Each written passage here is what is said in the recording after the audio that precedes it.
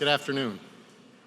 Thank you all for gathering with us this afternoon during the first week of our academic year. The framework for our program today, I'm going to offer some just opening comments to frame our conversation. Then we're going to show a brief film which captures some reflections of members of the working group. I will then introduce the chair of the working group, Father David Collins, and after Father Collins offers some reflections, I'll come back and offer some reflections on the significance of this moment for our university community and articulate some of the work we'll need to do as we move forward.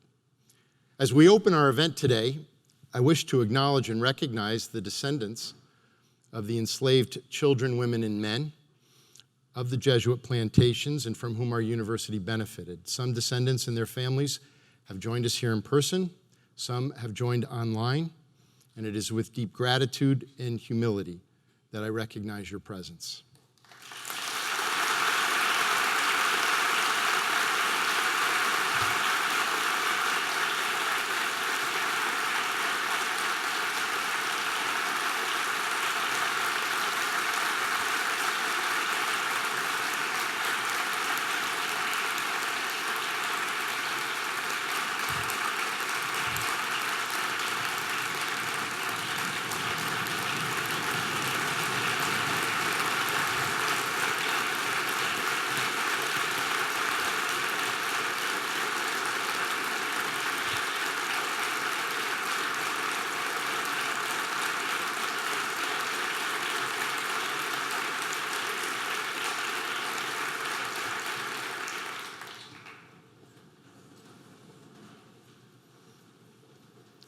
So over the course of the past 2 years, we have met together as a university community to intentionally reflect on the significance of a distinctly American challenge, the enduring presence of racial injustice tied to the institution of slavery and the founding of our country, as well as Georgetown's participation in that disgrace.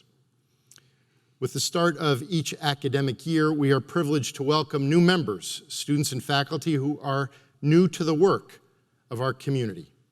And I'd like to begin by describing our efforts over the past few years to engage the issue of racial injustice in our nation. 2 years ago, we gathered here in Gaston Hall at this same moment during the first week of classes to reflect on the death of Michael Brown in Ferguson, Missouri. We were joined by 6 members of our faculty who have provided leadership in the academy in addressing issues of racial justice. This launched a wide range of events and conversations, remarks by President Obama during a panel discussion here on overcoming poverty, Bishop Braxton on race in the Catholic Church, Director Comey of the FBI on racial bias in policing, as well as reflections by Isabel Wilkerson, author of The Warmth of Other Suns, and former Attorney General Eric Holder in conversation with Michelle Martin. Last fall, in a letter to our community, I also announced the establishment of a working group on slavery, memory, and reconciliation. During this time, as we renovated a building in Dahlgren Quadrangle, named for an early president of Georgetown, we recognized the need to reconcile a painful part of our history. Our participation in the institution of slavery and the benefit we received from the sale of 272 enslaved children, women, and men from Jesuit plantations in Maryland in 1838. The person responsible for the sale was then serving in a leadership role for the Society of Jesus. His name was Father Thomas Mulady, and it was for him that one of our oldest buildings was named. In November of this past year, following the recommendation of the Working Group on Slavery, Memory, and Reconciliation, with the approval of the Board of Directors, we formally removed the name of Thomas Mulady from this building, as well as the name of another Georgetown president of this period, Father William McSherry, from his second building. Throughout this past year, the Working Group sponsored a wide range of events to engage our community in discourse about the significance of this moment and the history of slavery for our nation and for Georgetown. Neither building retains the names of those implicated in the participation of the sale of slaves and 1838. However, providing new names on our buildings reflects only one step in our work to acknowledge this history and its consequences resonating today. Much more is incumbent upon us, as Georgetown in particular, as a university more generally. As such, last February, I shared with you some reflections on racial justice in America, a Georgetown response. At that time, I announced that we would be establishing a new academic department focused on African American studies, a new center addressing racial justice, a new senior officer, and the recruitment of new faculty positions commensurate with these new programs.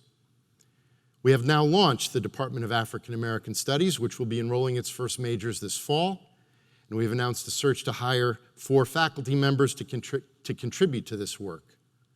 This work is ongoing through the leadership of our provost, Robert Groves, our chair of the Department of African American Studies, Robert Patterson, and Professor Gwen Michael, professor of anthropology and foreign service, with a group of faculty, staff, and students on the working group on racial justice.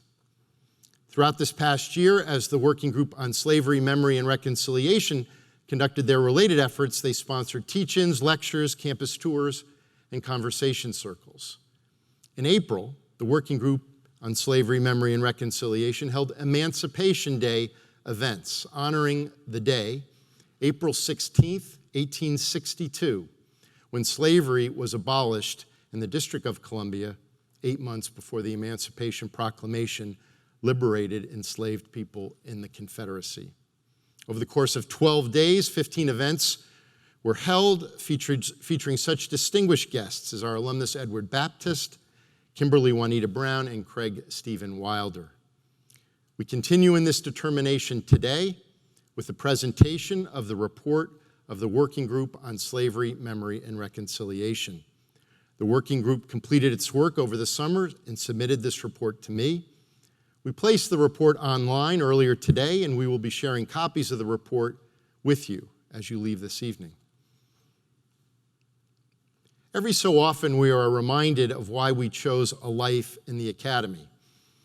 Ours institutionally is a life directed by a purpose, a mission. We're committed to the formation of young people, to the inquiry of our faculty, and through our institutional agency, to contributing to the common good. These commitments are animated by a set of values as a university to the values of academic freedom, freedom of speech and expression, shared governance. As a Catholic and Jesuit institution, in the case of Georgetown and elsewhere, the values of respect for human dignity, of solidarity, of social justice. We believe that there are ways in which we engage in our work. There is a style of engagement characteristic of the academy, and particularly ours. We recognize that we share responsibility for this place, for the tradition that has guided our lives together for more than 2 centuries, for the practices that enable this tradition to come alive. We place extraordinary emphasis on dialogue, on listening to one another, on critiquing one another, on respecting the diverse range of methodologies and approaches that are embedded in our disciplines, and celebrating dialogue itself. Our style is often parodied. Academics are perceived at times as too deliberative, that we establish committees and working groups as ways to evade and avoid tough decisions, that we hide in theories. Terms like ivory tower are not meant as compliments. We are accused of not being a part of the real world. No doubt some of these descriptions can be true. But time and time again over the course of my years here, I have witnessed extraordinary work emerge from groups of our community working together to wrestle with very complicated and difficult issues. And such are those confronted by our working group. How their work has unfolded exemplifies the best that universities, and ours particularly, can undertake. For the Working Group on Slavery, Memory, and Reconciliation is a model that instills faith in the ways in which universities approach challenges. Their work has been exemplary, as fine an example of the academy at its best as I have experienced. Why? Because the working group brought an extraordinary sensitivity and empathy and flexibility to their task. They grounded themselves in the very best scholarship. They confronted painful truths in an unblinking manner. They sought to bring our entire community along on their journey. The working group is an example of what is best in the academy, addressing painful topics with both historic and present salience. So on behalf of our entire community, I wish to express our appreciation to its chair, Father David Collins, to all of its members for their efforts over the course of this past year and for the report we are sharing with our university community today. As I mentioned, we placed the report online earlier today and have copies of the report for everyone here. You can pick them up as you leave Gaston Hall.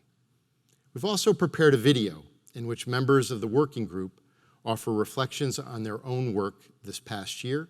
Then I'd like to ask Father Collins to offer an overview of the approach taken by the working group and the key findings outlined in the report.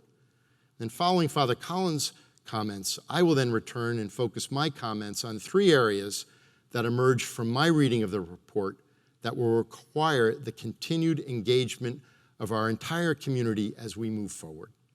The presentation of this report marks the completion of the work of the working group, but it by no means brings closure to our efforts.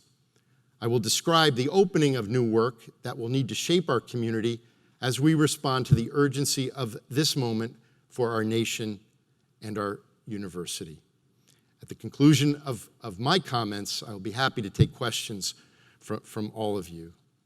Father David Collins is a member of our faculty in the Department of History, having joined our community in 2004. His research focuses on the intellectual and cultural life of the late Middle Ages. Since September, he has served as the chair of our working group on slavery, memory, and reconciliation. And David, we're deeply grateful for your leadership and the extraordinary effort of this working group over this past year. I want to thank you for your reflections this afternoon. I invite us first to watch the video reflections, and then Father Collins will come forward and offer his remarks, and then I'll be back.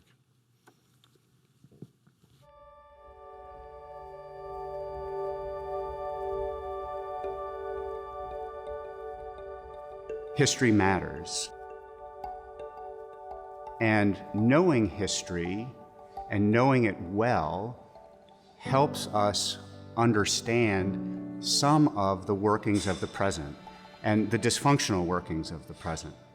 That engagement with history in general in the United States is not something that we do well when it comes to the sad, deplorable, unhappy, negative episodes in our American history. We don't do that well. The challenge is then, how do you make an engagement with negative history something that has positive or fruitful results? It really excited me to be part of this group. I thought that there were lots to learn.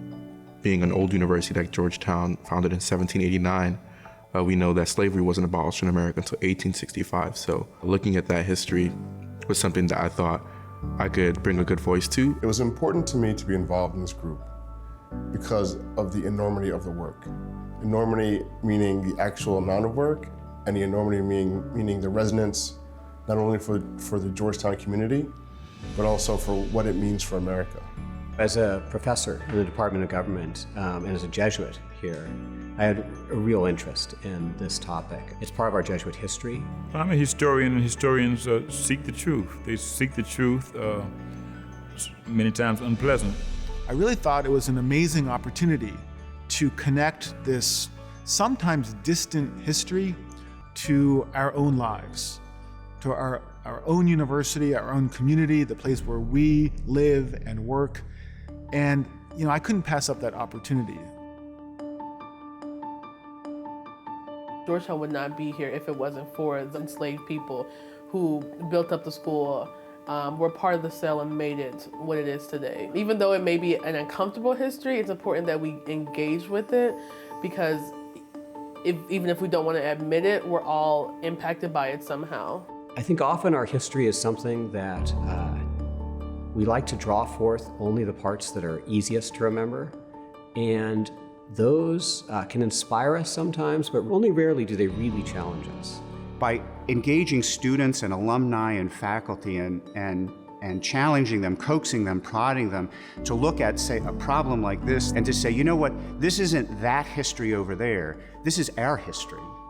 For the same reasons that we can be proud and we let the positive episodes in our history inform our identity as Hoyas, well, how about looking at the unhappy chapters? We were kind of the demolition crew, you know. Let's tear down these walls of silence. Let's demolish them. Let's put all the pieces on the ground and look at them. Let's invite the community to walk around in them, and then we'll decide what we need to do to rebuild. As a member of the working group, oftentimes our conversations were very difficult.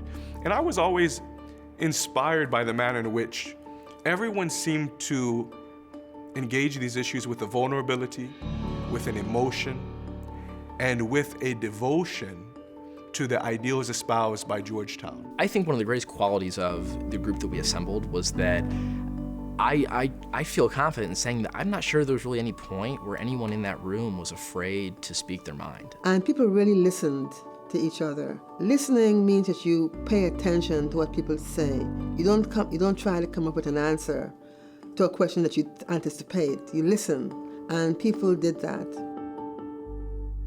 The fact that Georgetown University and other universities like it were engaged in slavery is not new information. But what we have the opportunity to do is use that information to drive our mission in different directions. And so this iteration of knowing about the past has been particularly poignant because we've seen it as an opportunity to build bridges on campus as well as to connect with descendants.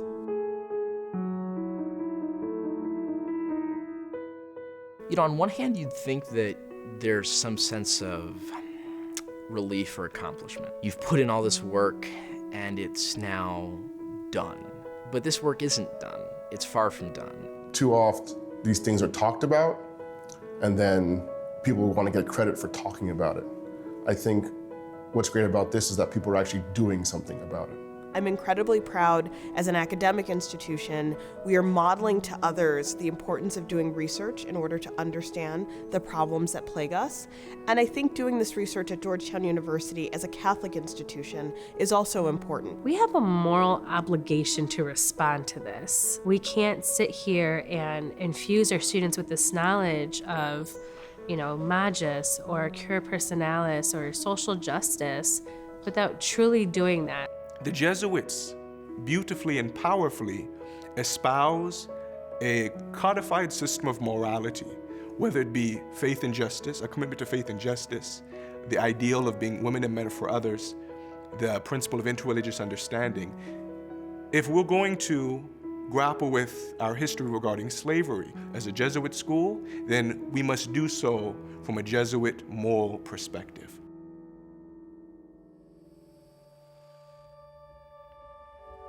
My hope for the legacy of the work we've done is that this continues to be a lived history. I would hope that the legacy of our work is to provide a model for a thoughtful engagement with a very difficult history. As a Jesuit and Catholic University, we are committed to a faith that does justice and educating for justice. And part of doing the work of justice is to name the truth. When you walk into Lauwinger Library, just above the main doors there are a verse in Latin from John's Gospel. Know you the truth, and the truth will set you free. And truth is liberating. I hope that the work of the working group teaches people that nothing bad happens when we're honest about the past. I think that we're in a critical moment in our country about race relations and about navigating the long-term consequences of inequality. And this process tells people that it's worthwhile, that we can make new friends and allies, and that when we use history as a tool for present-day thinking, we're better for it. I hope that when people look back on this working group, that the group is seen as being both thoughtful and bold. Just know that it was a labor of sorrow and a labor of love. It was something that was absolutely necessary. We did it out of our obligation to the university. We did it because we do have faith in the president of our university and his leadership, but we have also faith in the dignity of human beings, and men and women. And learning more about slavery at Georgetown and slavery at institutions of higher education around the country, it really pushed me to commit towards racial justice work. Speaking and fighting for this work is so important. It's going to always be important, no matter what institution and place you're in. You know, although we can look back and say we need to reconcile slavery, we need to reconcile the past injustices, it also made me more focused on the current injustices that, you know, Black people face, the current injustices that America imposes on certain communities. So that's what really impacted me, changed my experience. This is part of our history, and it invites the best of us. It invites an openness, and ultimately to growing in a way that our nation has promised that it will, but still hasn't achieved. And if we as a community can start to confront that and can slowly, step by step, move forward together, that would be a profound legacy of what we started here.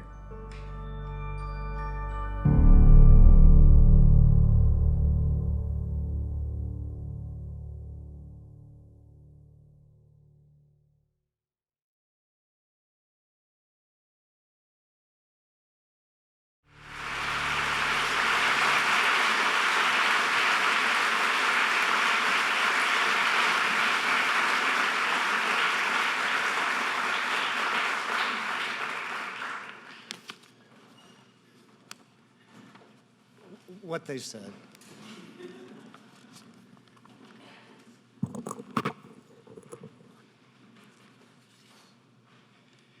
I really have only one goal for these remarks. It's a simple one. I'm here today to encourage, to exhort, to cajole, to plead with you, to read and to reflect upon and to discuss the report.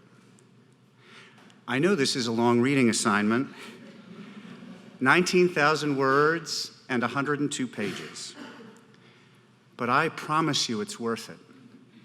And I am convinced of how important it is. Now, as you read, you'll see that the report is full of facts and analysis and reflection and ideas, of accounts of what happened in the past, 250 years ago, but also 5 months ago. It's full of ideas of things that could happen tomorrow, but also of plans that will take years to fulfill. Now, to all of that, I'd like to suggest another dimension to your study of the report and your planning for how we can move forward about the contents that might not be quite so obvious at first glance. I'd like to add to your engagement with the report some faces. Having faces in mind as you work through the report will keep at the forefront what makes this project so important. In the final analysis, we have not committed ourselves to this project because of figures or timelines or chronology or models of analysis, but because of people, historical people and people in the present day. So here are a few set of faces that I propose you keep in mind as you read and study and discuss the report. Now, the first are the faces of the working group. These are 16 members of our university community from the faculty, administration, staff, student body, and alumni who from September of last year till the release of this report have worked so hard at understanding the history in question, fostering a conversation about it on and beyond the hilltop, and brainstorming together about ways to prompt the university forward in our process of taking responsibility for this history and its legacy. Now, you just saw a lot of those faces in the short film, and I'm going to hazard a guess that this may be the first time a lot of you, many of you who have been very much participating in the process of the last year, but the first time you've seen their faces. For all the expertise and talent and insight that they brought to this work, for all their commitment to knowing history better and discovering its relevance for the present, for all the diversity of background that characterizes them. Something important they shared was a humble awareness that this project was not about them. So let me just take this one opportunity and to risk embarrassing them and make them stand up, because those that could come today are in the front row, so that you can see them and see their faces and know that when you read the report, these are the people that pulled together so many thoughts and reflections and experiences for the sake of the report. So.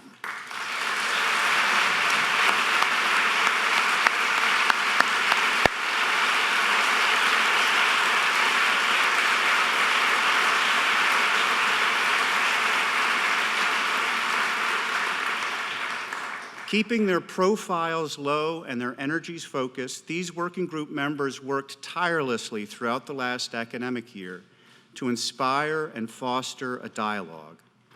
In events like the Conversation Circles in November, the Teach-In in December, the 12-day Emancipation Day Symposium in April, they learned to dip creatively into the pockets of the university, to sponsor artistic, literary, and scholarly grassroots engagement with our problem. They hit the highways and the byways, literally and via internet, to learn from other communities and schools what these communities and schools had learned from their own similar challenges. They reached out to leaders in the worlds of scholarship, community organizing, and the arts on and beyond campus, so that we would all be inspired by these kinds of talent and expertise. They spent long hours in dusty archives reading and interpreting fragile documents, but also in spick-and-span classrooms and residence halls, posing questions, exchanging ideas, and listening as closely as they could to all who had something to say. They are the 16 folks who, following the Emancipation Day Symposium in April, spent many days in May drafting the report on the basis of all they had experienced and learned. The report is the fruit of 7 months of this kind of dedication and community engagement, and it is, as you will see when you read it, a sprawling expression of hope for justice and reconciliation.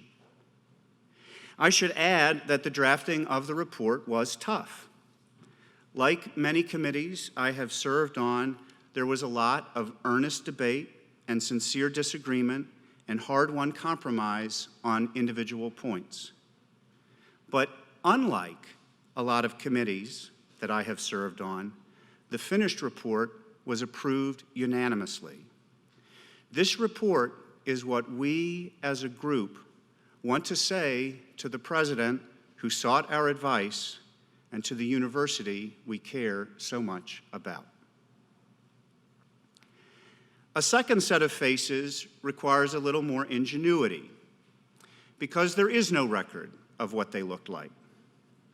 I'm talking about the enslaved people, the men, the women, and the children, whose work and market value contributed to the founding and the growing of our school from its inception in the 1780s until emancipation in the 1860s. I want to include among those many hundred faces the yet more faces of those of African descent, not owned by the Jesuits, sometimes not owned at all, but whose poorly remunerated or unremunerated labors supported life on this campus and in our neighborhood. The report highlights two such people and has proposed them as representative of the hundreds others like them to be the new and permanent honorees for the buildings once named after the Jesuit architects of the sale of 1838. Isaac was the first of the 272 slaves handed over to Louisiana businessmen Henry Johnson and Jesse Beatty, and he is the known patriarch of the Hawkins clan, one of the families enslaved in southern Maryland and whose members, descendants today, can be found across the country, but especially in Louisiana. Anne Marie Beecraft was a free black woman who dedicated her life to the education of women of color in the neighborhood of Georgetown and in Baltimore, even as administrators and faculties and students of the college right down the street regarded her and her people as chattel. Now, I know in studying the report, there will be a temptation, and the temptation will be to flip straight to the recommendations. They begin on page 35. But I'd like to encourage you to read the whole report, all 102 pages. But maybe especially the 35 pages that precede the recommendations, most of all. The reason is that the first 35 pages explain why the next 35 pages, where the recommendations are so important. The recommendations are things, often important things, but it's in the first 35 pages where the report shares the deep reflections of the working group on why this whole process is meaningful. And that foundation is what makes the recommendations themselves all the more meaningful. Think of it this way. The recommendations answer the question, what might we do to keep the process of grappling with our history alive?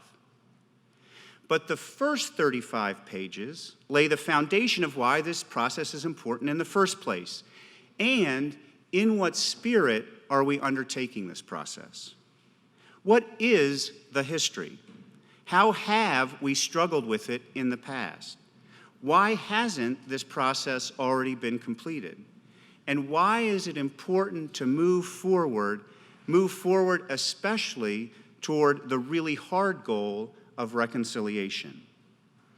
Now, that all said, if you can't wait to get to the recommendations and you want to see the why and the in what manner and the what distilled to their crispest, then start with the full recommendations of the new building names. So much is packed into those 6 pages from the whole year of our community's engagement with this challenge. So much also from these pages speaks to conversations that we've been having as a nation in the last couple years about our country's history and the ways that racial injustice often sadly gets memorialized. For example, thoughtful concern that renaming buildings could erase history has been expressed and was expressed last year on our campus, but also across the nation. Another, that in renaming, we risk becoming self-congratulatory or falsely optimistic. I think that we can soberly and humbly say that Isaac Hawkins and Anne Marie Beecraft do not represent an erasure of history. They help us tell history better. Isaac Hawkins and Anne Marie Beecraft do not let us rest on our laurels, but rather sternly admonish us to choose wisely and justly in all that we do, to test ourselves for our own blindnesses, and to never imagine that the downside of our decisions that affect other human beings can be excused as just collateral damage. One last set of faces. You will see these faces by looking to the left and looking to the right. They belong to students and administrators and staff members and faculty members and alumni and friends of the university. They belong to the descendants of those whose labor and market value supported this school and so many other Catholic works in the 18th and 19th centuries. Your interest, your engagement, your generosity and curiosity, your contributions, your ideas, your questions, the ways you make this history our history, the ways you let the desires for justice and reconciliation drive this process, this makes you the real authors of this report. You are what have made and do make this process possible. And knowing this is what will make our pursuit of justice and reconciliation matter. So please, read the report. Reflect on the report. Discuss the report. Debate the report. Make the report what it is intended to be. Not a conclusion, but a beginning and a prompt for an ongoing work. This is how, together, we will succeed.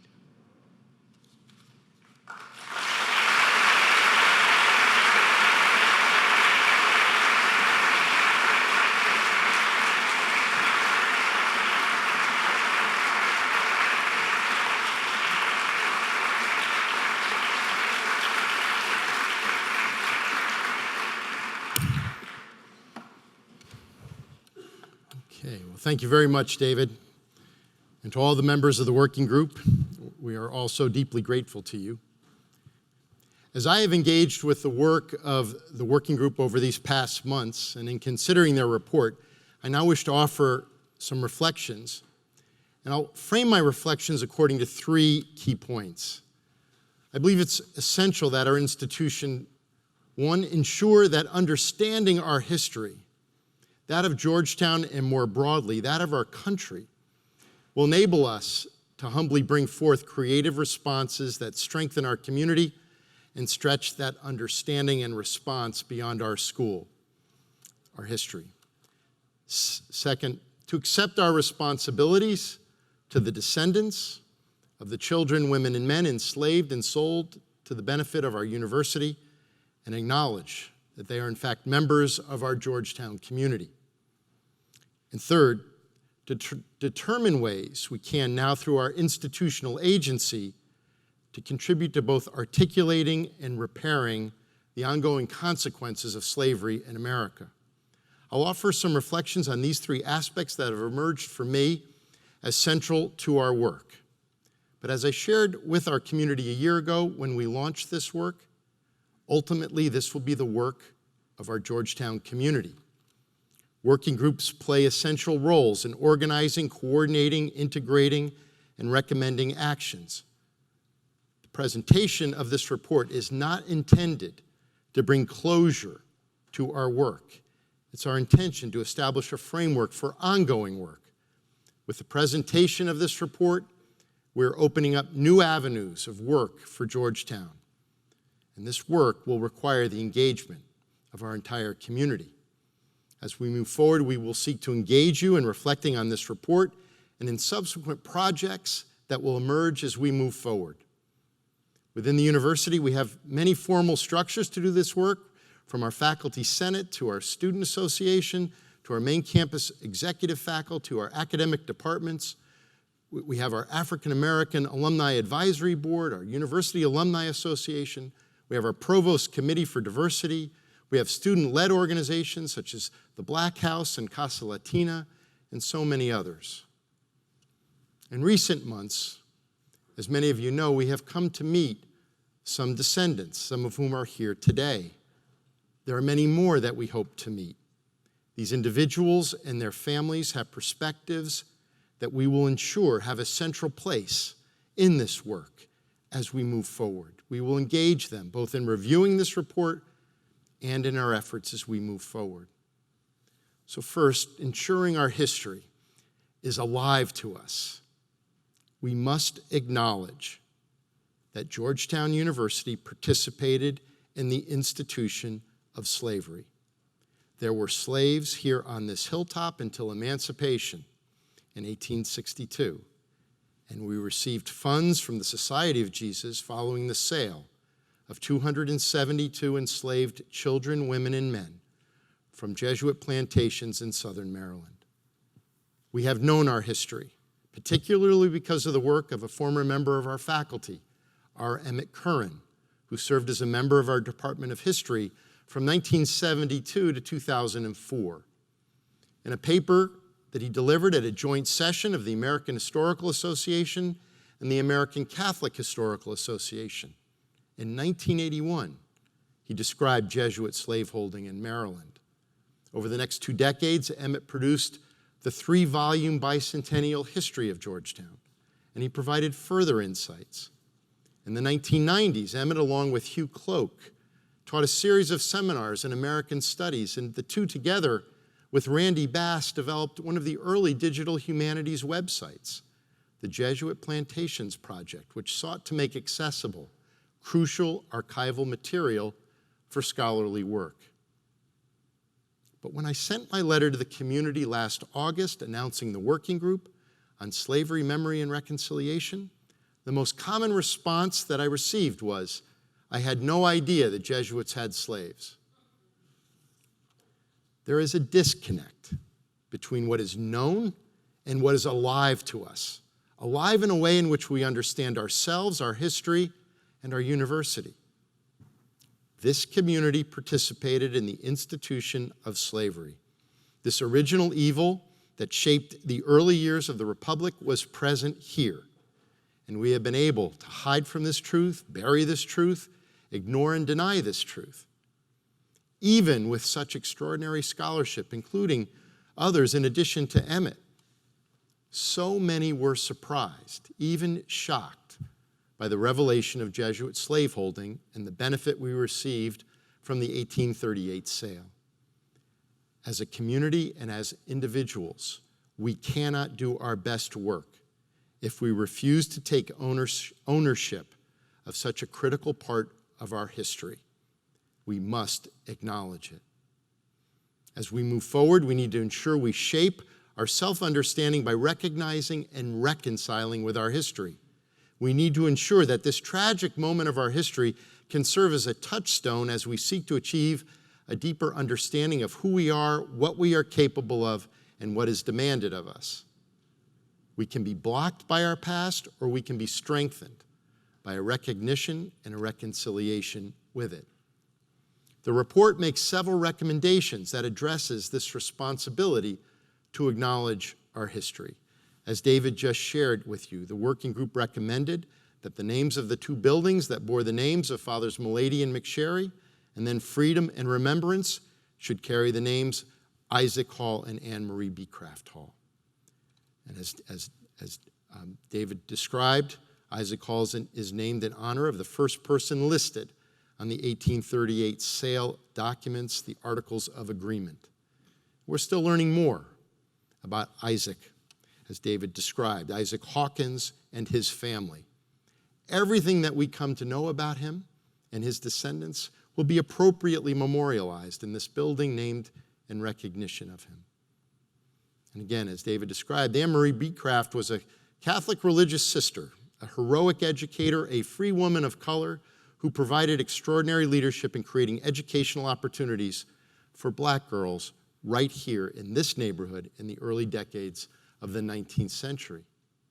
I've accepted this recommendation from the working group. I presented it to our board of directors who have approved the renaming. We will create a memorial to the 272 children, women, and men sold from the Jesuit plantations in 1838 and to the enslaved from whom we benefited. We will establish a new working group that will support this effort of memorialization, one that will include identifying an artist who can help capture the significance of this event for our community. The artist that we engage will ensure that this is a living memorial that enables all those who follow us, that they will be able to have an awareness and an understanding of the meaning of our participation in the institution of slavery.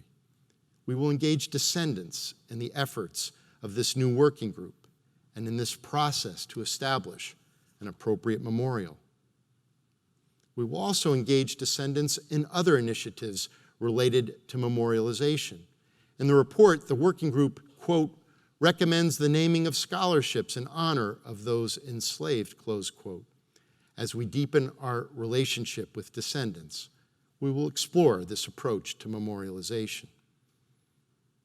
We cannot presume, without the engagement of descendants, how best to ensure the appropriateness of approaches to memorialization. The report explicitly calls for an apology. The report reads, quote, the working group recommends that the university offer a formal public apology for its its historical relationship with slavery, close quote. In offering an apology, we will draw upon the resources of our Catholic tradition, and Georgetown, together with the Archdiocese of Washington, the Jesuit Conference, and the Maryland Province of the Society of Jesus, we will offer a Mass of reconciliation in which we will seek forgiveness for our participation in the institution of slavery, and specifically for the sale of 272 children, women, and men, whom we should regard as members of our community. It is my hope that such a step can begin a journey of reconciliation in which we engage our community, our students, faculty, staff, and alumni, along with descendants, in what could be an ongoing project. Our Cal Cagnini Contemplative Center provides one venue. Working with one another and with descendants, we can explore a continuing effort that could draw upon the resources of our Catholic tradition, including the examples of St. Pope John Paul II in supporting the work of seeking forgiveness and reconciliation. In the report, the working group makes many excellent recommendations that focus on research, teaching, and public history. We began such an effort in February, as I described earlier. The working group has recommended establishing an institute for the study of slavery and its legacies at Georgetown. We will establish such an institute and determine the most appropriate home for this institute, given the academic structures that will be in place. We will strengthen support of our library and special collections as we deepen our commitment to African American studies, to establishing a center focused on racial justice, and to a new institute for the study of slavery and its legacies. We will ensure our scholarly resources are commensurate. We have learned how deeply interested so many of the descendants are in knowing the genealogy of their families. We can support these families by deepening the resources to support this genealogical work. Let me now tack and offer some comments regarding our responsibilities to the descendants. Members of the Georgetown community were not alone in their surprise to learn of the 1838 sale.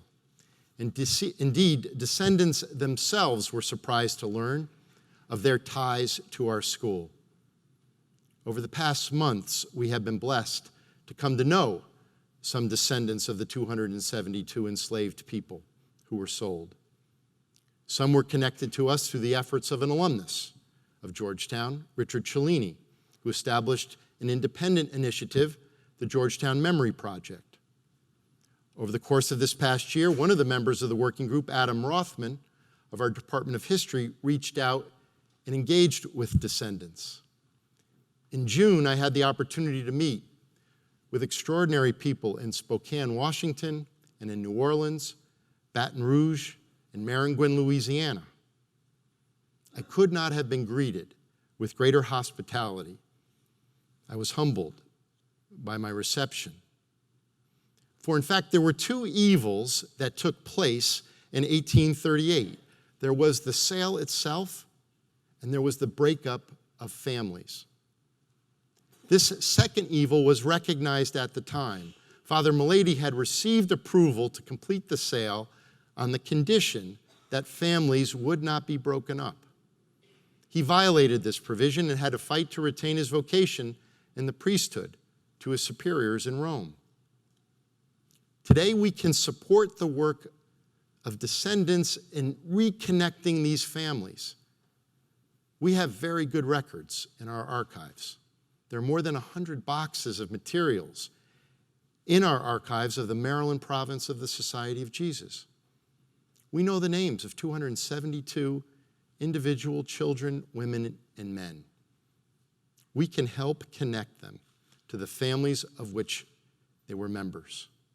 And we can recognize our shared history and acknowledge our shared membership in our Georgetown community.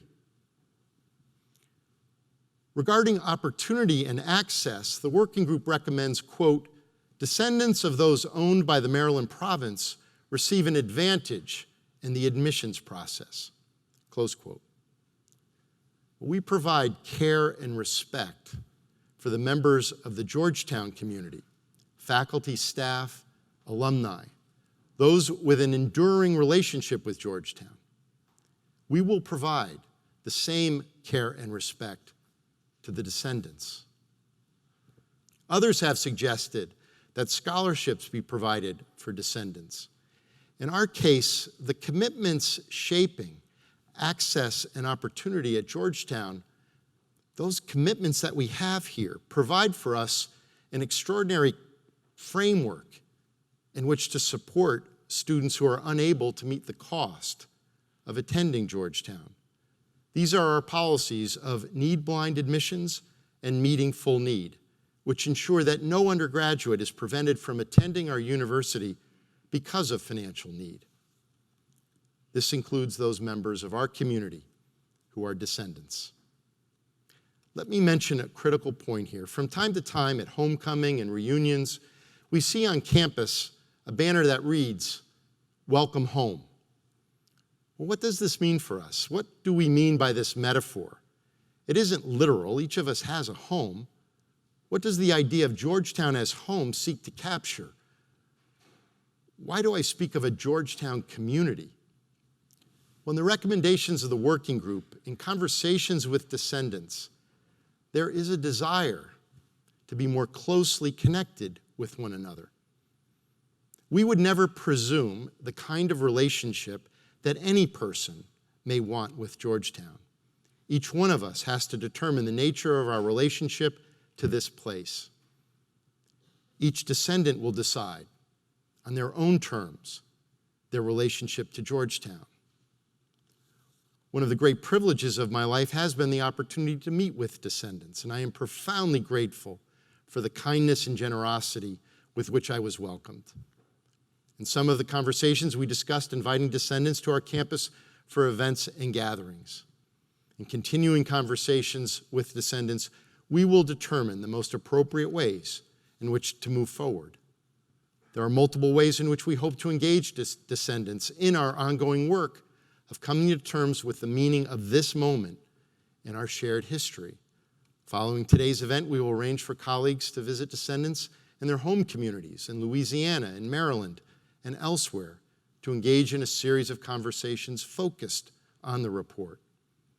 We seek their insight and their participation as we seek to respond to the working group's recommendation, quote, that Georgetown's efforts to engage the task of reconciliation must be institutionalized and personalized for the long haul, close quote. The final area that I'd like to address is this issue of exercising our institutional agency. The working group writes, quote, "We have also returned frequently to the question of reparations. While we acknowledge that the moral debt of slaveholding and the sale of enslaved people can never be repaid, we are convinced that reparative justice requires a meaningful financial commitment from the university," close quote. I believe the most appropriate way for us to redress the participation of our predecessors in the institution of slavery is to address the manifestations of the legacy of slavery in our time. There are specific actions that will require our enduring engagement and commitment. Together, we will identify these actions.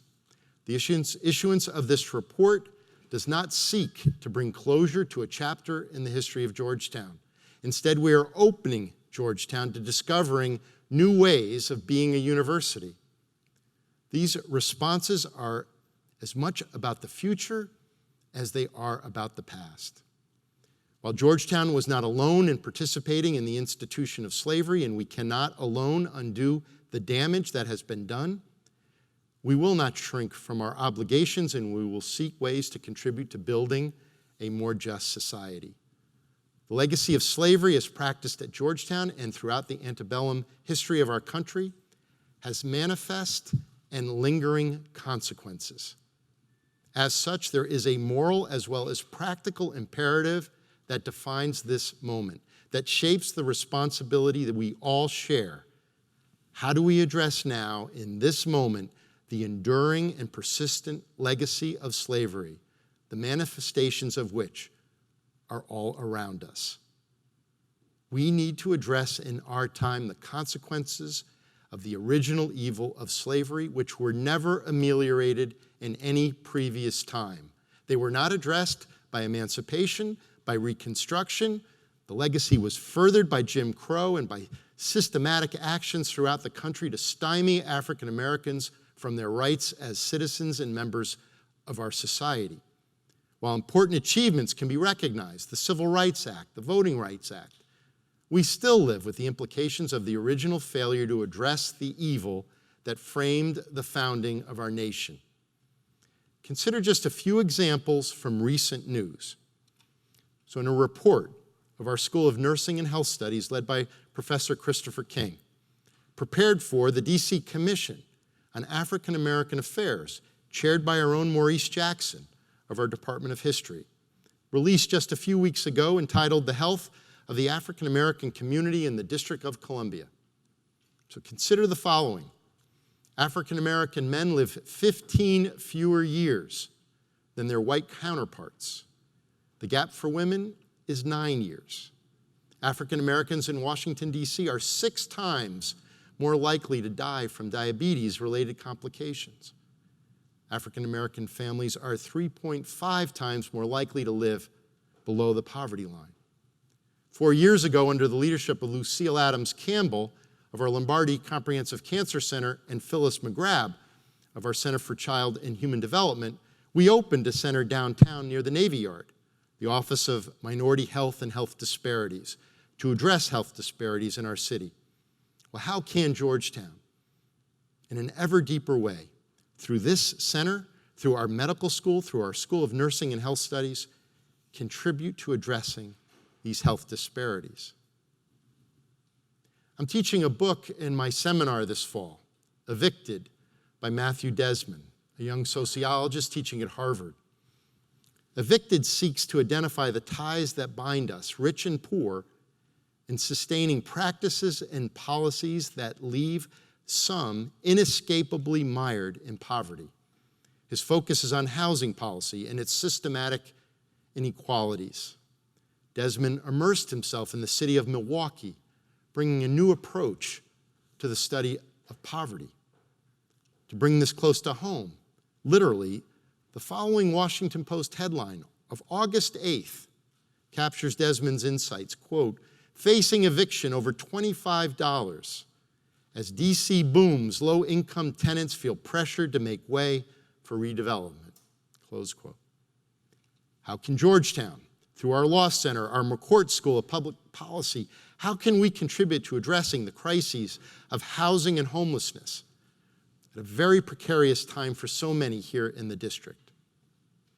In early August, the Corporation for Enterprise Development and the Institute for Policy Studies issued a report, The Ever-Growing Gap, which focused on wealth accumulation in our nation with this headline: Black families are 228 years away from accumulating the same amount of wealth as white families, close quote. Consider, average household wealth for African American households here in the district, $85,000. White households, $656,000. Average annual income for white families in D.C., $101,000, compared to an average annual income of $39,000 for African American families. My son was assigned as required reading this summer, prior to his sophomore year in high school, Brian Stevenson's Just Mercy. This is Stevenson's account of his work through the organization he founded in 1989, the Equal Justice Initiative. Consider the following passage in the book. Today we have the highest rate of incarceration in the world. 1 in every 15 people born in the United States in 2001 is expected to go to jail or prison. 1 in every 3 black male babies born in this century is expected to be incarcerated. I believe universities have unique responsibilities in addressing the current manifestations of the legacy of slavery in our nation. Universities are among the oldest and most stable institutions in the country. Many of us have had a continuous presence that begins before the founding of the Republic. While our purposes have evolved, we understand our responsibilities now in ways that demand our engagement in addressing these disparities that can be tied to the institution of slavery. There is a special responsibility for our nation's universities. We provide a context for the kind of work that enables us to understand ourselves, our practices, our societies. We know the disparities, some of which I just shared with you, because of the work of folks like Chris King and Maurice Jackson and Phyllis McGrath and Lucille Adams Campbell and so many other members of our faculty. But I think we have an even deeper responsibility. A resource that was invaluable for the working group was the book Ebony and Ivy by Craig Stephen Wilder, an historian at MIT. The book carries the subtitle, Race, Slavery, and the Troubled History of America's Universities. And it chronicles the relationship of our nation's earliest colleges with the institution of slavery. Of particular significance is the role our schools played in the construction of the very concept of race. In attempting to extend the application of scientific principles to explaining the diversity of the American people, scholars of our universities provided explanations that had the effect of justifying enslavement of our fellow human beings. And while all of this may have occurred nearly 2 centuries ago, again, we live with the consequences today. The rigid, constructed category of race has its roots in colonial American scholarship. Our predecessors may be responsible for these assumptions, but we now have the responsibility to address their manifestations, that a construction of race with arguments for superiority and inferiority justified slavery and segregation, which even today underlie, if not shape, our very discourse. We need a new language predicated on fair and just concepts that capture our understanding of ourselves and of our world. Our moral agency must be channeled to undo this damage. Race is a construct. It was constructed in America. We need to undo this construct. This is a moment to discover new ways of being a university, new ways of being Georgetown. We must commit ourselves to exercising our institutional moral agency, to addressing the continuing manifestations of the legacy of slavery and segregation in America. The disparities I described moments ago are evidence of this legacy, and we must engage these manifestations with creativity and humility. This could include identifying new ways beyond the current models available in our nation to enhance access and opportunity for those who are not securing post-secondary education in America. Supporting schools like Cristo Rey across our nation that seek to provide new pathways for securing secondary education. Building upon and deepening our current commitments and programs, working with our local community, with our local organizations, with our local governmental organizations that address disparities here in our nation's capital in education, in housing, and access to food and to health care. Seeking ways to address the economic inequities that divide our city. Ensuring we are examining and critiquing the scholarship that may contribute, unwittingly perhaps, to sustaining the disparities identified. We can explore how we can become a stronger university, opened to new possibilities by a new journey, a journey that will demand a new kind of imaginative engagement. We must discover new ways of being a university, new ways of exercising our institutional agency. This is a moment we must seize. A decade from now, we will celebrate the 250th anniversary of our nation's independence. The original fault line, the constraining element, the original evil present at the foundation, the dependence on the institution of slavery, was never ameliorated. Not through the end of the Atlantic slave trade, not through emancipation, not through Reconstruction. It was a full century after the end of the Civil War that we passed the Voting Rights Act and the Civil Rights Act. we still wrestle with unconscionable disparities. Here in our third century as a nation, we have extraordinary promise waiting to be released. We have an opportunity to educate more of our people. Only 40% of our population has completed post-secondary education. Each person of incalculable worth, capable of bringing imagination, passion, and intelligence to bear on the social and technological challenges in our world. We must find ways to expand opportunities for more of our people. We can improve the health and the living conditions under which individuals and families flourish. We can build a stronger commonweal where more and more of our people can participate in our political, economic, and social life. But none of this can happen until we reconcile ourselves as a nation to the evil present at the creation, the institution of slavery and the enduring legacy of this institution now in the present. There is an urgency to address this work now.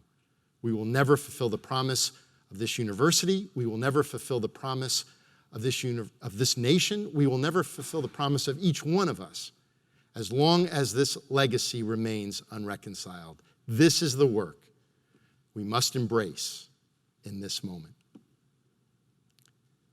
So thank you. And I'd be happy to take questions from all of you. And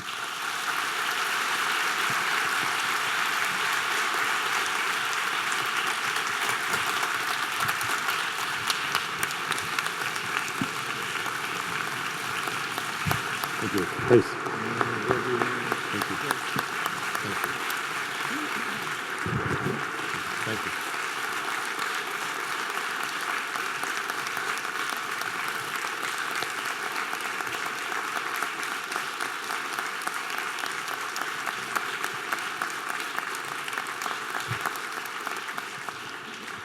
So we've got microphones that we can pass around. I know some of you may need to break for class. This would be a great moment to break if you need to head out. So we'll give you all a few seconds to move out, and then we will get the microphones to folks in the audience.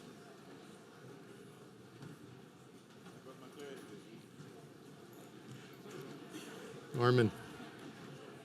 Oh, Alan.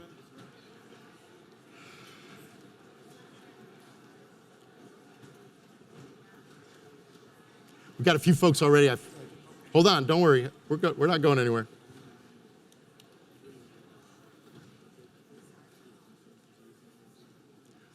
We'll give all our folks a chance to make their 6 o'clock classes.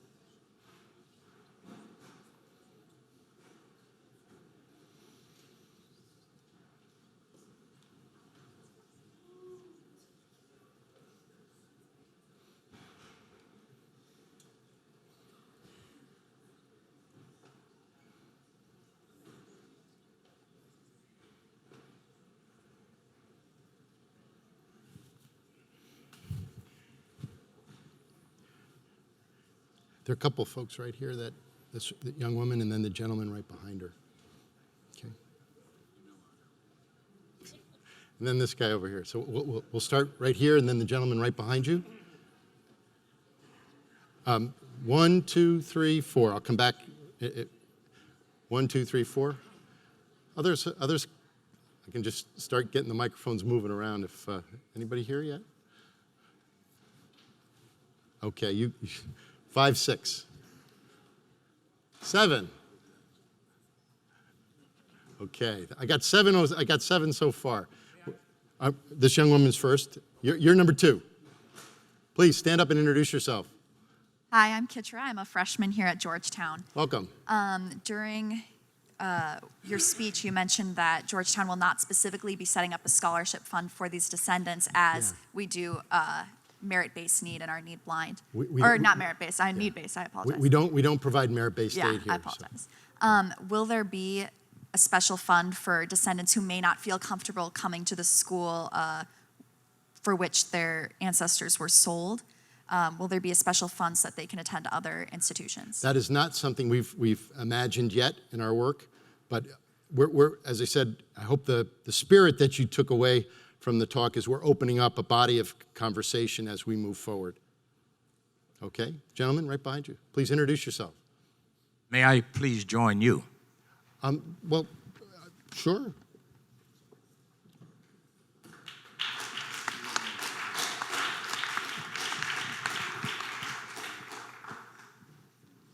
How you doing? I'm great. Joe Stewart. It's a pleasure. Pleasure. My name is Joe Stewart, and I'm a descendant of the 272, and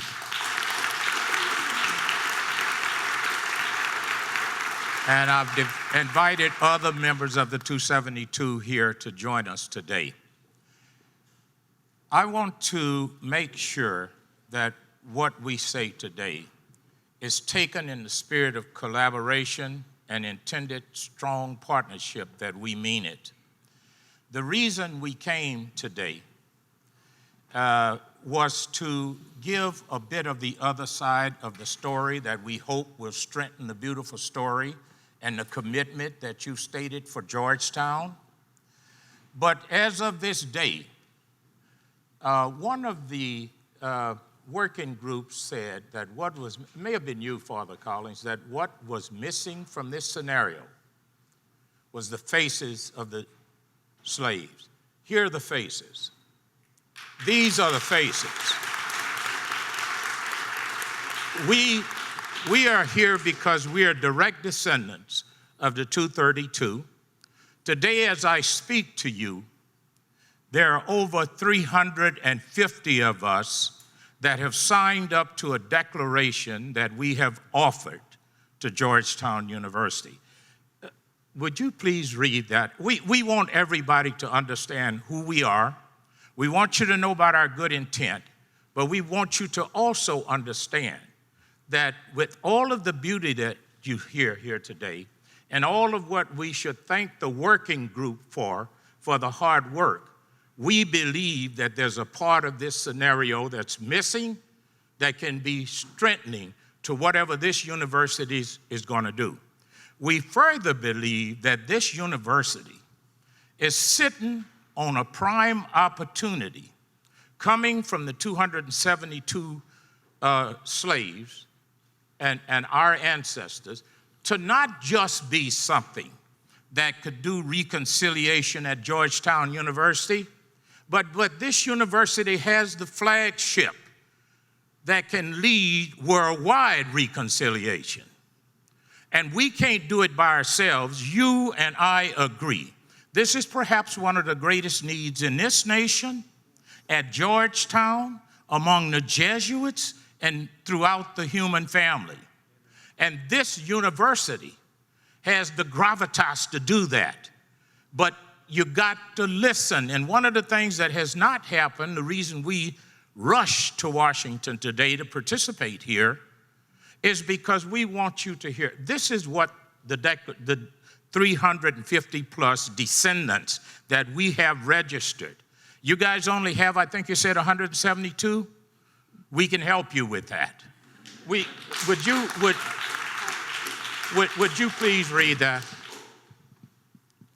Declaration of GU 272 descendants.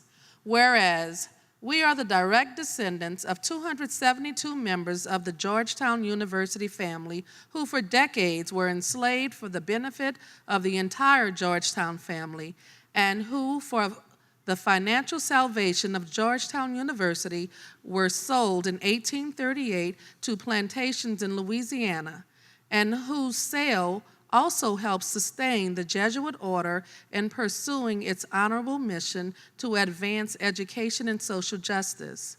Whereas our 272 ancestors did not, as was reported, quickly succumb to fever in Louisiana and perish without so much as a trace. Rather, the rich black Louisiana soil covered their calloused feet, the same soil that supports strong and healthy sugarcane crops was even more supportive of their strong-willed souls, their tenacious desire to be free, to be equal, to be recognized as equally valued members of God's one human family. Whereas today in 2016, some 178 years later, what started in 1838 as 272 unshakable enslaved people is now more than 10,000 steadfast and determined descendants worldwide. Our ancestors did not perish in Louisiana, they flourished. Now, therefore, be it known that after the passage of 178 years, we descendants have finally learned the true fate and plight of our ancestors, and we choose to pursue the reconciliation of their enslavement as an important and defining part of the history of our Georgetown University family. Today and all days forward, in honor of these 272 lives and their contributions to our one humanity, we will join hands with all members of the Georgetown University family. We are determined to turn the insistent survival of our ancestors into an unwavering commitment within the entire Georgetown family, a commitment to promote and facilitate a safe and effective pathway to a common good for our family, our country, and our humanity. And let it be further known that we descendants of the 272 Georgetown enslaved people are committed and determined to organize and involve all of our Georgetown brothers and sisters in an effective and sustained movement to reconcile our Georgetown family, our nation, and our human family from the legacy of slavery. Our goal is to unshackle the hearts and the minds of those who were never physically in bondage, but who nevertheless live and work under the vestiges of our nation's legacy of slavery. Though we may be different fibers, our destiny is in fact woven together into a single garment. The Georgetown family has demonstrated its willingness and intention to embrace the reality of our one destiny, and we therefore renew our commitment to the uplifting of humankind. Henceforth, this is our intent, this is our commitment, this is our mission. Thank you.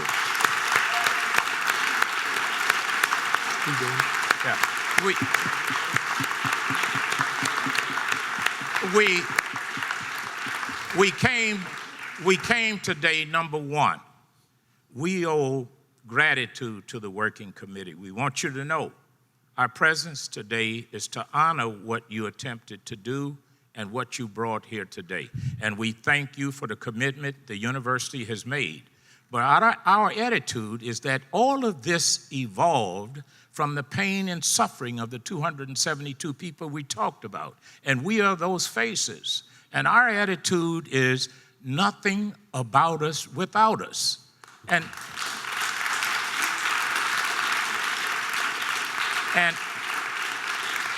so to date, we have not had the privilege of being a part of the Georgetown University family in working with the working group. Nobody has heard. You've got to hear from us. If reconciliation is going to take place as it has to, it needs to start at home, and you don't start reconciling by alienating. So this is what we hope the university will heed from this day forward, and let's work together. We want a partnership. We are not interested in conflict.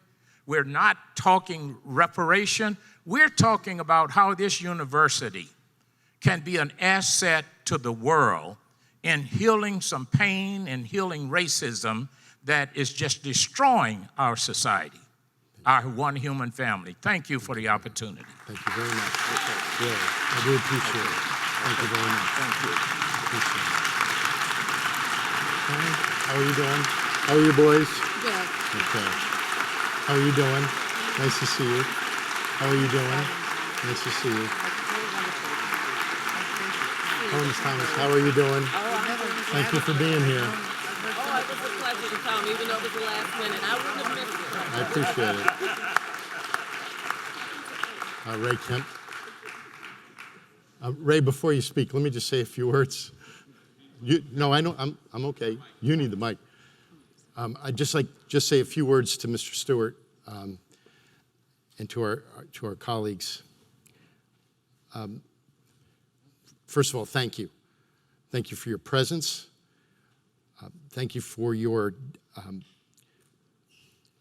trust and confidence in this institution that it might be able to be the kind of resource that you just described.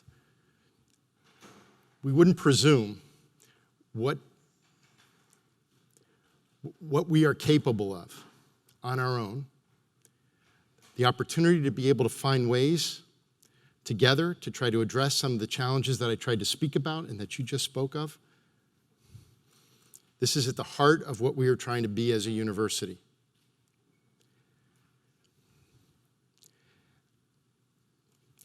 I hope what you heard in my remarks today in several different places were a series of invitations in which we know we can't do our best work alone. And I look forward together to try to find the most appropriate ways in which we can engage in that work. And I want to again thank you for your presence here. And thanks.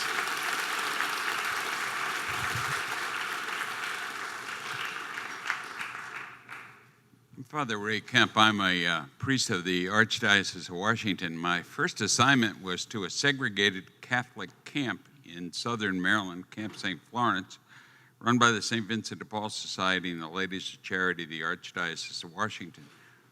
My first job as a priest in 1967 was to take the segregated sodality, known as the St. Anne's Guild, on a trip to New York. I found segregation in the Catholic Church in Southern Maryland. I found segregation in the Catholic Church in Washington, D.C. My second assignment, an assignment of incredible privilege, was to the parish of St. Augustine's.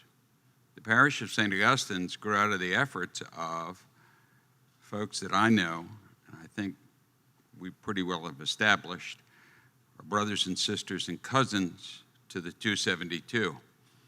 Gabriel Coakley, an oysterman of Washington, D.C., bought the freedom of his wife, who worked for Miss Keckley in Abraham Lincoln's White House. He also bought the freedom of his 4 children. They asked President Abraham Lincoln in 1863 for permission to hold a strawberry festival on the White House lawn. They were the brothers, sisters, cousins of 272 who stayed here, who founded St. Augustine's Parish. What they did was they paid the mortgage off on a Sunday school that the pastor of the then St. Matthew's Church had bought.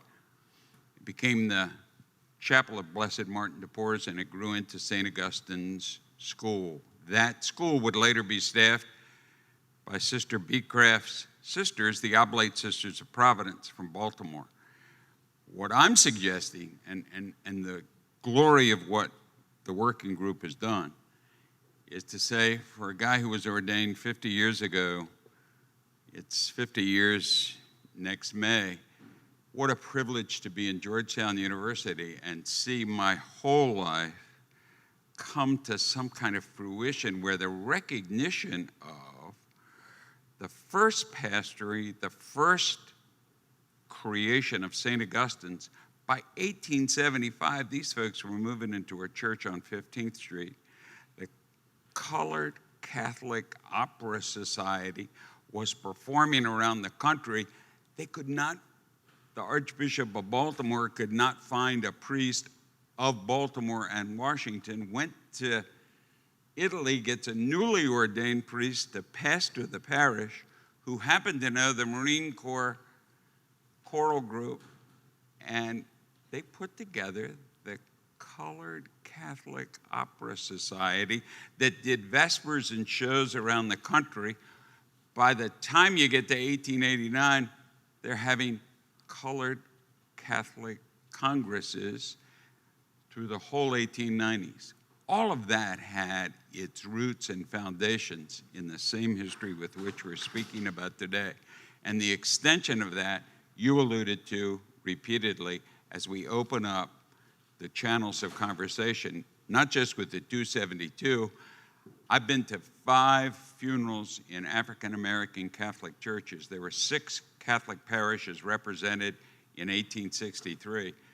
Every one of those deacons, priests, people, laity can trace their roots back. We've got 27,200 or 270,000, I don't know. The reason why we've got such a strong African-American Catholic church here in Baltimore and Washington is all part and parcel of the same history. I'm pledging to you, President DeGioia, this day, my efforts in making sure that the kind of conversation that we've committed ourselves to, that group's coming in with the program. Thank you. Thank you, Father. Thank you. Please introduce yourself. Is it on?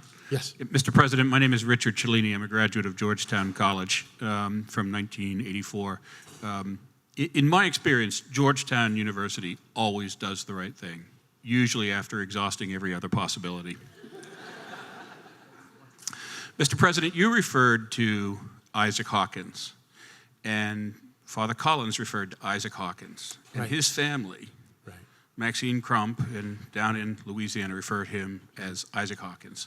The report just says the building will be named Isaac Hall. Can you commit that we will use his full name, Isaac Hawkins, as we have done on every other building? Sure. Can you commit to doing the right thing? Yeah, thank you, Richard. The working group worked with the information that it had available at the time in which they were making their recommendations. And it was in that context that I believe that recommendation came forward. And I think they also saw the appropriate biblical connections. When you read the report, you'll see those explicit connections made. And what I tried to say in my comments is, as we learn more, we will ensure that the full memorialization will be represented in that building. I've had the privilege of meeting a number of members of the Hawkins family. And I've also heard from some who saw the announcement today and were very pleased about that. We'll get it right. Alan.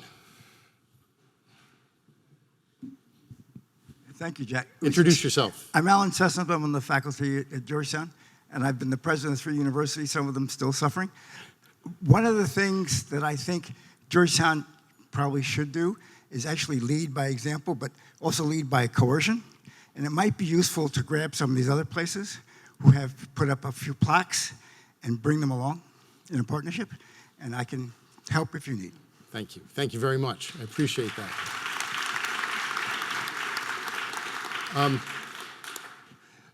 So I promised this young woman right over here first. I'll come right back to you, okay? Right over here. Please introduce yourself. Hi, my name is Courtney Maduke. I'm a senior in the SFS. Welcome back. Thanks. Too often, college students and young adults are criticized by academics and the media alike as being infantile or coddled, especially when demanding the renaming of buildings and reconsideration of histories. Can you speak more on the role students played through their protest and mobilization in this historic step towards reconciliation on the Hilltop? Thank you very much. It's a great question.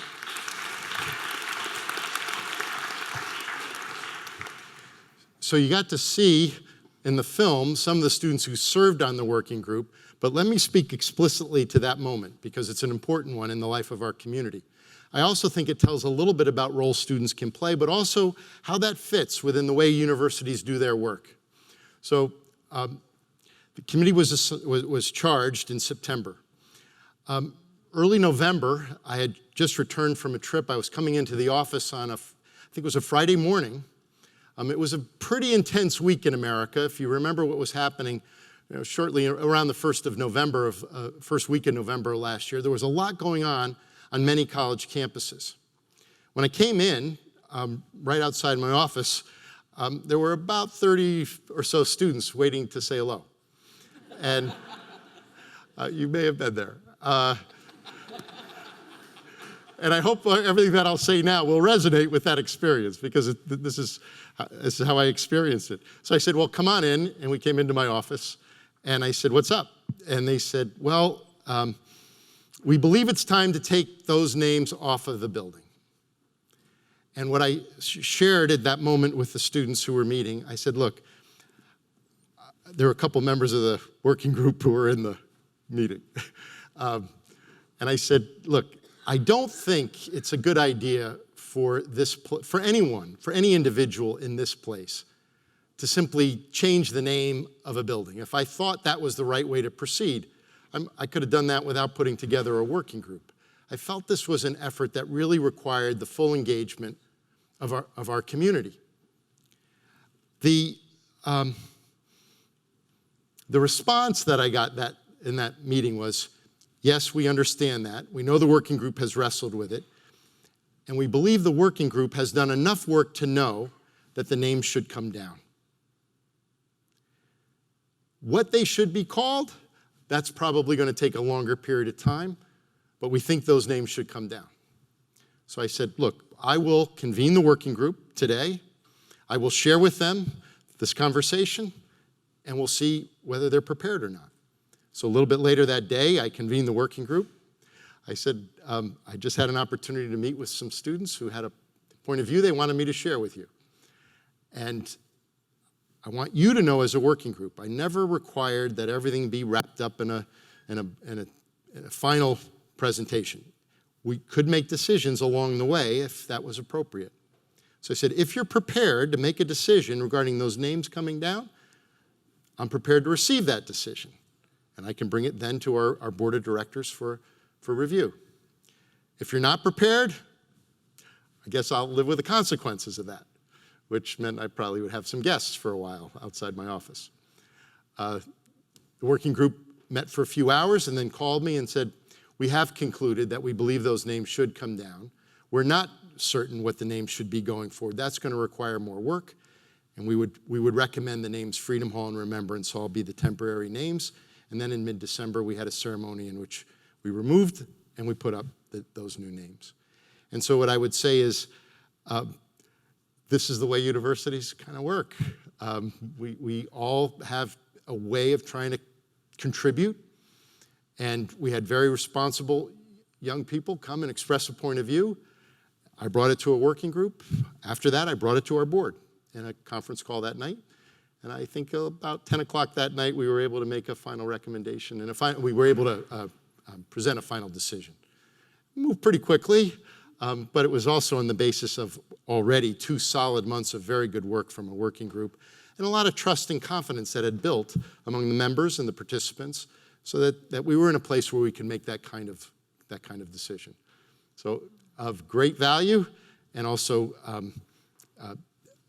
a great synergy with the work that the working group was engaged in. That there was some overlap between the working group and those who were visiting me that day, I think helped. Yes?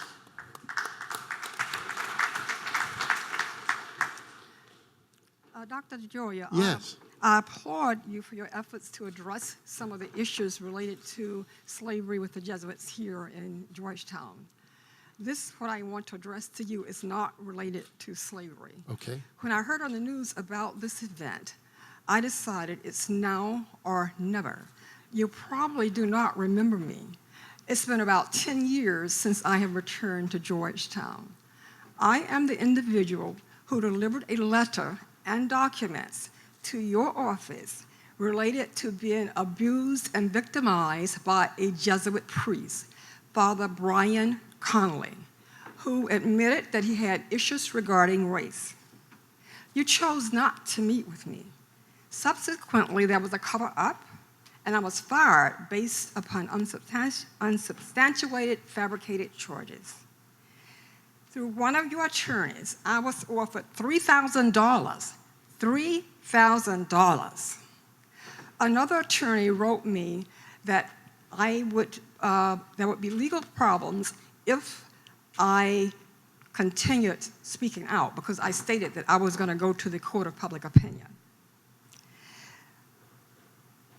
At the time, I did not have the energy, the time, or the money to pursue this. I couldn't fight against the deep pockets of Georgetown University. But I want you to know I am the individual who delivered the letter and documents to your office stating the problem with Father Brian Conley, who remained at this university for years. He admittedly had racial issues.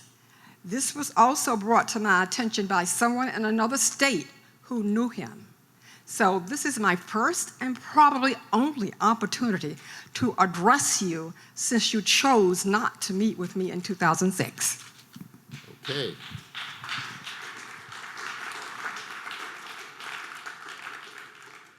I appreciate your presence here today.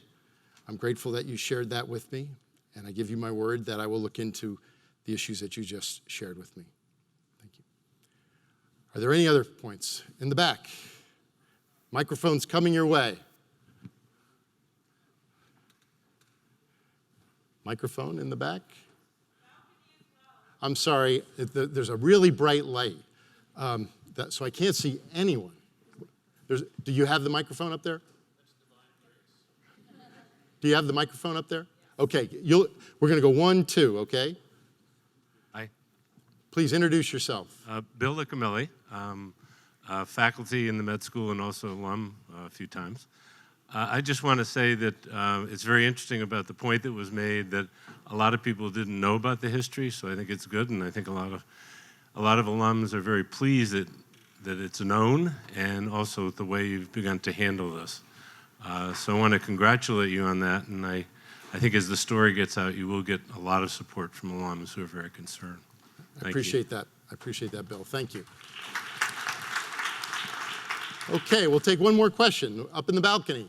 Please introduce yourself. Hello? I'm going to try and find an angle where I can see you. Okay, that's a little better. Is this on? Yeah. Hi, my name is Dr. Daniel K. Phillip. I'm actually one of the newest staff psychologists here at Georgetown. So I'm relatively new to the community, and I've been doing a lot of observing, for the last month. So I'm really appreciative of hearing about the reconciliation efforts to honor the descendants, to also acknowledge the efforts of the working group. And I am concerned about, sustaining changes for the students who are already here. Particularly the students of color, Black students who have not had necessarily the same opportunities to enter Georgetown.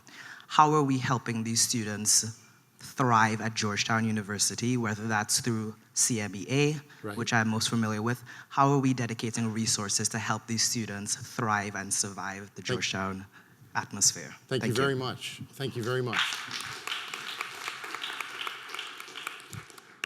You identify a core piece of our foundation, which is our Center for Minority Educational Affairs. But in addition to that, we have other pieces of our puzzle that help support this work. The Georgetown Scholarship Program is a complementary piece of CMEA, and that provides ongoing support for students who may be first generation or are joining us from a context where they did not necessarily have the same level of preparation, but have extraordinary talents and gifts, and we deeply wanted them to be a part of our community. And the center, in the program, the Georgetown Scholarship Program, I believe is a model in our nation for support of first gen. Our graduation rates are at 97% in the Georgetown Scholarship Program. And again, this complements and support, it's mutually reinforcing with the Center for Minority Educational Affairs and other things that are part of our program in student life. I hope as you get to know the place a little bit better in the course of the weeks ahead and meet some of the colleagues that would have been featured today, you'll get a better and deeper sense of the kinds of resources that are available that try to ensure the full flourishing of all of our students. But thank you very much. And again, I want to thank you all. It's an honor to be with you tonight, and I appreciate this chance. And I'll be happy to stay up here and take questions on anything. Thank you.